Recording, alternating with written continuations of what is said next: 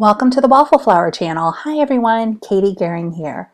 On today's Throwback Thursday, I'm going to show you how I made this very festive holiday card using no Christmas stamps.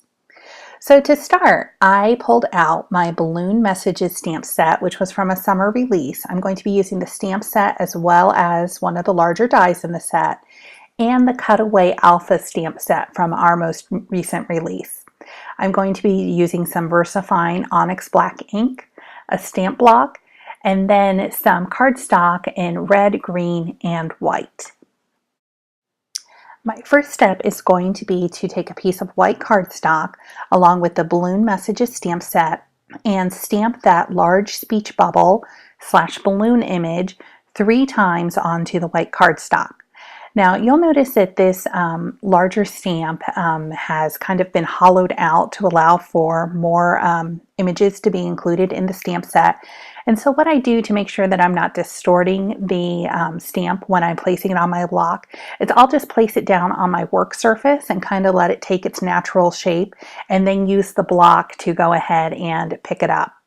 Now that I have all of these speech bubbles stamped, I'm going to die cut them using the coordinating die. I almost always stamp first, and then I place the die over the stamped image so that the border shows through evenly. Use a little bit of washi tape to hold it in place as I crank it through my die cut machine. So I'm going to show you how I did this first one, and peels off so easy, perfectly die cut. I'm going to repeat that 2 more times. I've got all of my speech bubbles die cut and positioned onto a card panel, and now I've pulled out the Cutaway Alpha stamp set and I've picked up the H and the O because I'm going to stamp Ho Ho Ho 3 times, 1 in each stamp bubble. But you could also use really, any type of saying that floats your boat. You could also use fa la la. You could break up a longer word into 3 sections, or really whatever you want to do. That's the great thing about these alphabet stamp sets is you can really customize it to fit whatever needs and sentiment you want to convey on your card. With everything stamped, I'm going to go ahead and put away my ink in my block, and I'm going to grab my adhesive runner and add a little bit of adhesive to the speech bubble balloons and adhere them to the card panel.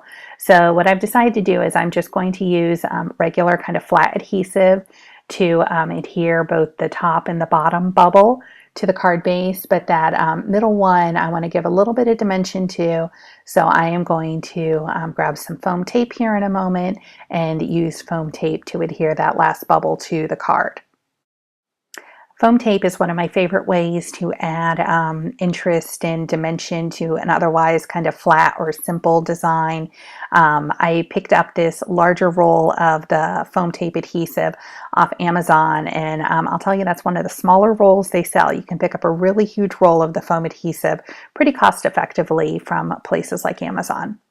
Now I've sped this part up a little bit, but what I'm doing now is I am cutting pieces of white cardstock and red cardstock into 1.5 inch strips. And I'm cutting a bunch of them because you're going to see here in a moment, I'm going to line up these strips of cardstock and I'm going to create a diagonal pattern onto my card front. And I've done this before in other cards. It's a technique I haven't though revisited in quite some time, but I really like the way that it looks, and it's a great way to use up scraps and little bits of extra supplies. So you'll see here I was adhering the strips one at a time, and I decided that was taking entirely too long. So I used my adhesive runner to just cover the card front with adhesive, and it's really making the process go so much faster. So like I was saying, you could really do this with any type of scraps or small or thin supplies. You could use washi tape to create this pattern. You could use those branding strips that come on pattern cardstock, are also great for this technique. So you'll see I've got the card front covered here, and I've got a pesky little corner that does not want to stay covered. It looks a little bit like a hot mess, but you'll see once I trim it up using just a tonic paper trimmer, It's going to be like magic, and all of a sudden it's going to look like I used a piece of red and white pattern paper to create my card front. So let me get this last end trimmed up as best I can, and then voila, there you go. I don't want to compete too much with that really fun background that I created with the cardstock scraps, but I have decided that I would like to add a super thin border to my Ho Ho Ho stamped panel. So I'm going to do that with a piece of green cardstock that you see right here. So I'm going to get that lined up and adhered, and then I am going to trim it up a little bit and then use a little bit of foam tape to adhere the stamped panel again to the card. I'm going to use quite a bit of foam tape, maybe a little bit more than I typically do, because I don't know if this card is going to be one that I hand out in person or if it's one that's going to be traveling to its recipient in the mail. But either way, I don't want it to get crushed along the journey.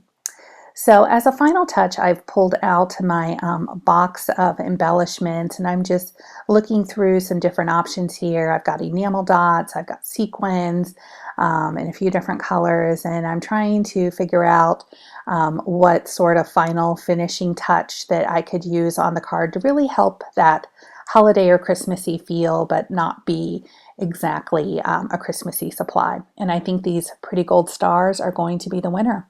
So I'm going to get these arranged and glued down onto the card, and that will be it. For more product information, visit waffleflower.com. Follow us on YouTube, Instagram, and Facebook for more creative ideas. Thanks so much for watching. Have a great day.